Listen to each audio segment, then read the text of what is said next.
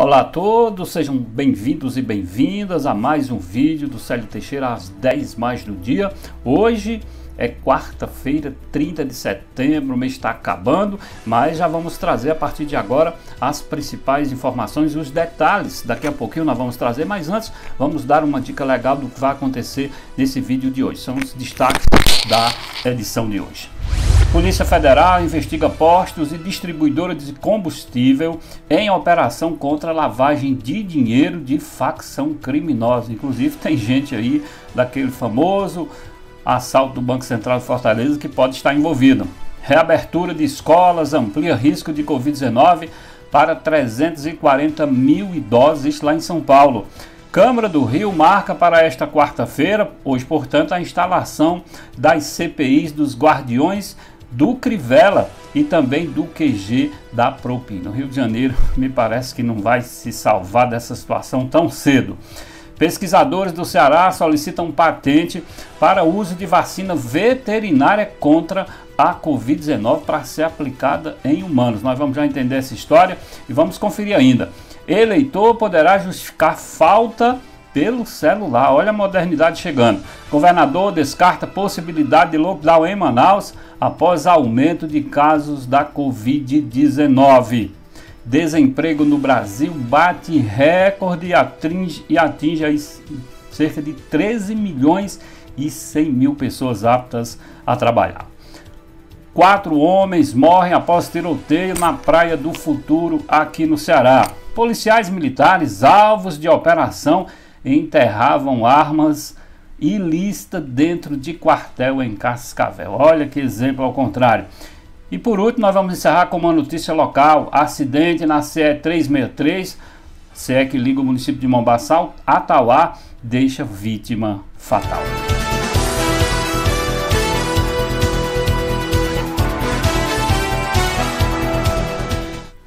Eu sou Célio Teixeira e quero a partir deste momento fazer um convite bem especial a todos vocês. Vamos lá no canal do Célio Teixeira, se inscreva. Onde tiver vermelhinho lá, é sinal que você não está inscrito ainda. Vá lá, se inscreve, aciona o sininho para ser notificado dos novos vídeos, das novas informações que eu trago para vocês. E a partir de agora já faço o convite a todo mundo. Você que não é assinante, você que está vendo pela primeira vez, vai lá, se inscreve e vamos manter esse canal de informação atualizado e funcionando durante toda a semana. Agradeço demais a todos vocês. Vamos agora então aos detalhes das notícias de hoje, das principais informações que circulam aí nos jornais de todo o país, nos principais meios de comunicação.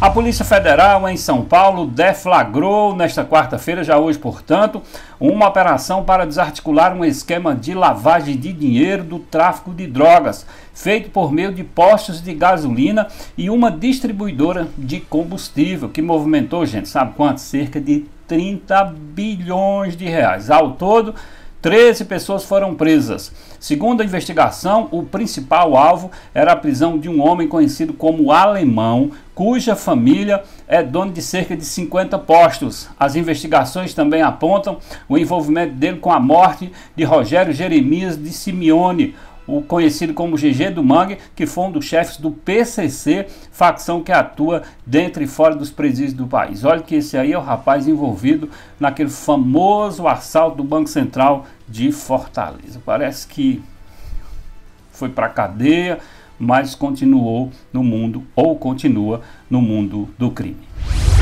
Agora vamos trazer uma história que realmente pode repercutir em São Paulo, mas deve ser a mesma situação em praticamente todo o país. A volta das aulas, o pessoal de idade estão preocupadíssimo com essas crianças sendo capazes de trazer o vírus para dentro de casa. A aposentada Maria Elisa Vitorino Geraldo, de 72 anos, divide a casa onde mora na zona leste da capital paulista com a mãe, Diná de Rossi Vitorino, de 94 anos, e ainda filha e as netas.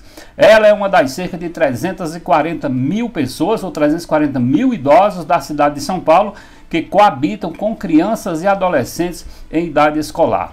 Com a pandemia da Covid-19 e a discussão sobre o retorno às aulas presenciais em São Paulo, Maria Elisa teme estar mais exposta ao novo coronavírus quando as crianças voltarem a frequentar a escola. Palavras dela.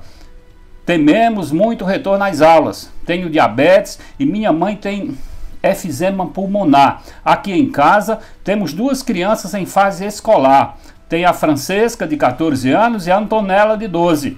Elas devem permanecer em casa nas aulas online, se isso for opcional, até o fim da pandemia. Caso contrário, minha filha, mãe delas, verá como poderá ser feito esse processo, admite a aposentada. Esse medo dessa senhora é o medo de muitas famílias Brasil afora, principalmente famílias que têm idosos e crianças convivendo no mesmo espaço. A Câmara de Vereadores do Rio de Janeiro marcou para esta quarta-feira, deve estar acontecendo agora, as reuniões de instalação de 2 comissões parlamentares de inquérito CPIs sobre a gestão do prefeito Marcelo Crivella do Republicanos e também o chamado QG da propina e a dos guardiões de Crivella.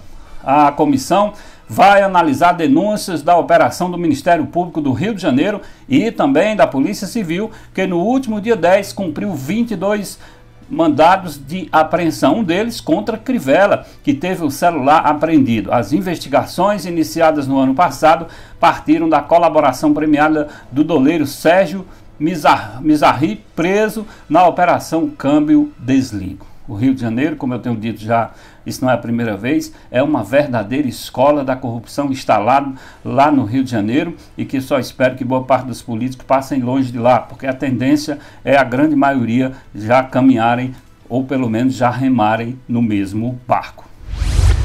Na corrida em busca de imunização contra a Covid-19, pesquisadores da Universidade Estadual do Ceará, aqui, no caso no estado, a UES, iniciaram nesta segunda-feira, ontem, portanto, antes de ontem, na verdade, processo de patenteamento de uma vacina aviária testada desde a década de 40 para combater o coronavírus em animais, que pode ter ação em humanos, ou seja, pode valer também para humanos. O pedido para que a dose tenha uma nova utilização foi feita junto ao Instituto Nacional de Propriedade Industrial, o INPE. Isso foi feito ontem e eles esperam conseguir essa patente para começar a fazer testes mais avançados com relação a esta vacina que era para animais, aves principalmente, mas eles acham que também funciona de forma eficiente para humanos. Como o experimento está sendo desenvolvido dentro da UES, a patente passa para a universidade. A patente ainda não saiu.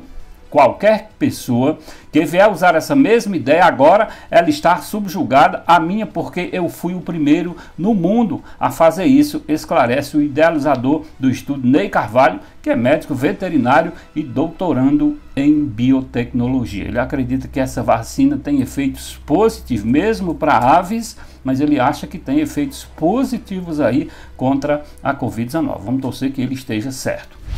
As lojas de aplicativo de celular colocaram à disposição nesta quarta-feira, já hoje, portanto, uma nova versão do e-título com mais funcionalidades. O recurso eletrônico possibilitará a justificativa da ausência nas eleições de 15 de novembro, no caso no primeiro turno, e também no dia 29, quando acontece o segundo turno, até 60 dias após cada pleito, por meio dos celulares e tablets. Até as eleições, o e-título estará atualizado para que as justificativas possam ser apresentadas a partir do dia da votação por quem não compareceu, por estar fora do domicílio eleitoral ou impedido de ir à zona eleitoral. Tecnologia aí fazendo que você fique em casa e possa justificar a questão do seu voto sem comparecer a uma urna eleitoral.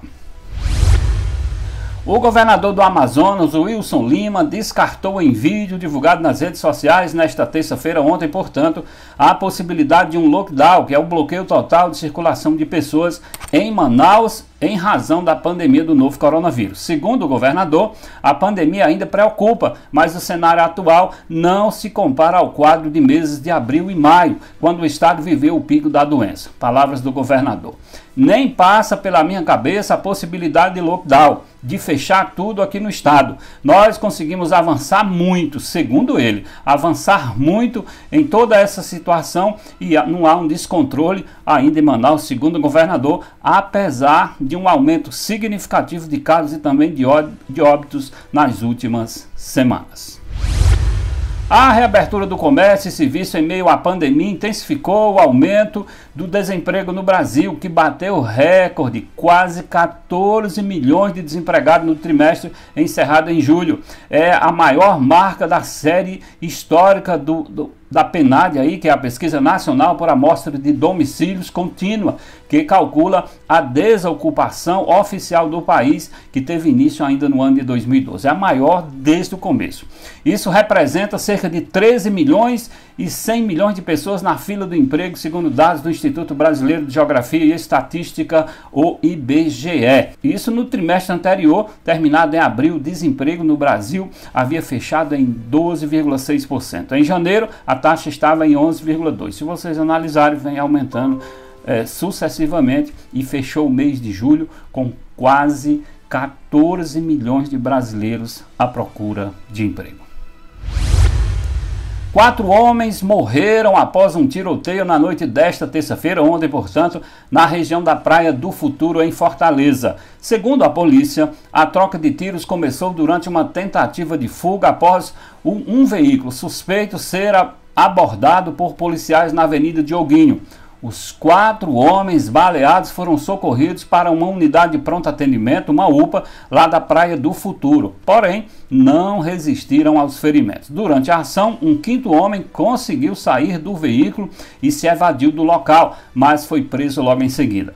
Dentro do carro utilizado pelo grupo, a polícia encontrou aí armas de fogo, em um total de 4, e segundo a própria polícia, outras armas foram deixadas pelo caminho no momento da fuga.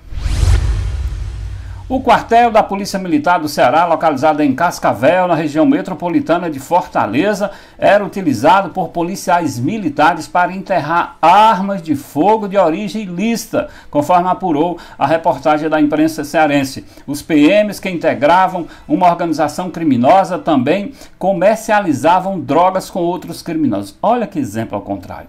Os agentes de segurança foram alvos de 2 operações deflagradas pelo Ministério Público aqui do Estado, nesta quarta-feira, hoje, portanto. Na operação, chamada de Crotalos, o Grupo de Atuação Especial de Combate a Organizações Criminosas cumpriu 6 mandados de prisão e outros 6 de busca e apreensão contra 5 civis e também um policial militar. De acordo com informações do Ministério Público, a investigação teve início em maio de 2019, após a descoberta de uma organização criminosa liderada por um policial militar atuante no município de Cascavel, que foi preso na operação. Polícia, que era para dar exemplo, faz exatamente o contrário, enterrando armas, vendendo droga e fazendo tudo de ilícito, que eu não compreendo como é que um policial ou policiais se envolvem num processo desse. Era para dar exemplo, um exemplo de cidadania, e terminam fazendo. Isso era para levar uma cadeia daquelas.